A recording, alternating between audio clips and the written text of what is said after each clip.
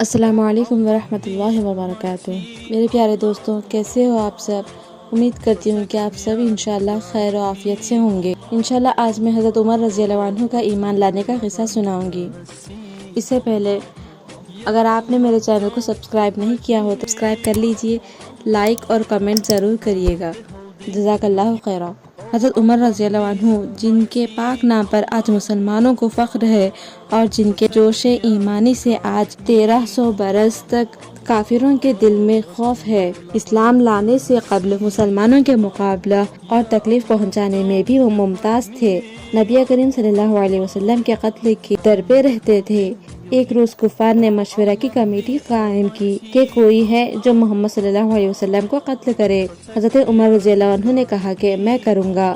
لوگوں نے کہا کہ بے شک تم ہی کر سکتے ہو۔ عمر رضی اللہ عنہ تلوار لٹکائے ہوئے اسی فکر میں جا رہے تھے کہ ایک صاحب قبیلہ زہرہ جن کا نام حضرت سعد بن ابی وقاص رضی اللہ عنہ ہے، انہوں نے پوچھا کہ عمر کہاں جا رہے ہو؟ کہنے لگے محمد صلی اللہ علیہ وسلم کے قتل کے فکر میں ہوں، نعوذ باللہ۔ سعد نے کہا بنو ہاشم اور بنو زہرہ اور بنو عبد مناف سے کیسے مطمئن ہو گئے؟ وہ تم کو بدلے میں قتل کر دیں گے۔ اس جواب پر بگڑ گئے اور کہنے لگے کہ معلوم ہوتا ہے تو بھی بے دین ہو گیا ہے، یعنی مسلمان ہو گیا ہے، لا پہلے تجھی کو نپٹا دوں۔ یہ کہہ کر تلوار نکالی اور سعد رضی اللہ عنہ نے کہہ دیا کہ ہاں میں مسلمان ہو گیا ہوں۔ انہوں نے بھی تلوار نکال لی۔ دونوں طرف سے تلوار چلنے کو تھی کہ حضرت سعد رضی اللہ عنہ نے کہا کہ پہلے اپنے گھر کی خبر تو لے، تیری بہن اور بہنوئی دونوں مسلمان ہو چکے ہیں۔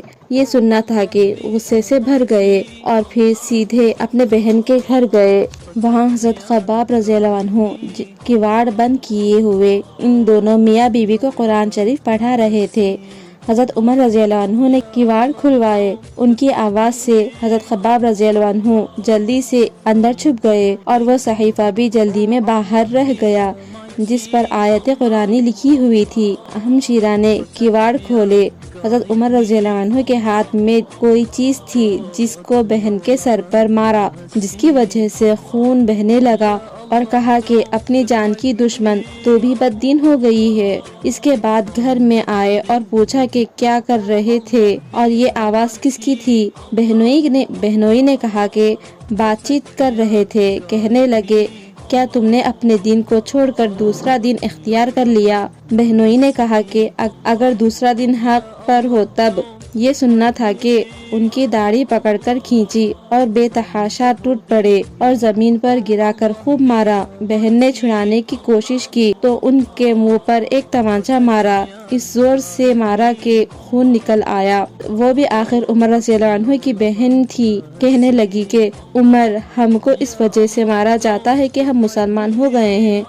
بے شک ہم مسلمان ہو گئے ہیں، جو تجھ سے ہو سکے تو کر لے۔ اس کے بعد حضرت عمر رضی اللہ عنہ کی نگاہ اس صحیفے پر پڑی جو جلدی میں باہر رہ گیا تھا اور غصے کا جوش بھی مار پیٹ کر کم ہو گیا تھا اور بہن کے اس طرح خون میں بھر جانے سے شرم بھی آ رہی تھی۔ کہنے لگے کہ اچھا دکھلاؤ یہ کیا ہے؟ بہن نے کہا تو ناپاک ہے اور اس کو ناپاک ہاتھ نہیں لگا سکتے۔ اصرار کیا مگر وہ بے وضو اور غسل کے دینے کو تیار نہیں ہوئے۔ پھر عمر رضی اللہ عنہ نے غسل کیا اور اس کو لے کر پڑھا۔ اس میں سورہ طٰہٰ لکھی ہوئی تھی۔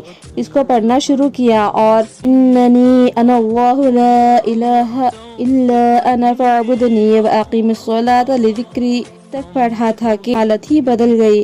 کہنے لگے کہ اچھا مجھے بھی محمد صلی اللہ علیہ وسلم کی خدمت میں لے چلو۔ یہ الفاظ سن کر حضرت خباب رضی اللہ عنہ اندر سے نکلے اور کہا کہ اے عمر تمہیں خوشخبری دیتا ہوں، کل آپ صلی اللہ علیہ وسلم نے دعا مانگی تھی کہ یا اللہ عمر اور ابو جہل میں جو تجھے زیادہ پسند ہو اس کو اسلام کی قوت عطا فرما۔ یہ دونوں قوت میں مشہور تھے۔ معلوم ہوتا ہے کہ حضور صلی اللہ علیہ وسلم کی دعا تمہارے حق میں قبول ہو گئی۔ اس کے بعد حضور صلی اللہ علیہ وسلم کے خدمت میں حاضر ہوئے اور جمعہ کی صبح کو مسلمان ہوئے۔ ان کا مسلمان ہونا تھا کہ کفار کے حوصلے پست ہونا شروع ہو گئے، مگر پھر بھی یہ نہایت مختصر جماعت تھی اور وہ سارا مکہ بلکہ سارا عرب اس لیے اور بھی جوش پیدا ہوا اور جلسے کر کے مشورہ کر کے ان حضرات کو ناپید کرنے کی کوشش ہوتی تھی اور طرح طرح کی تدبیریں کی جاتی تھیں۔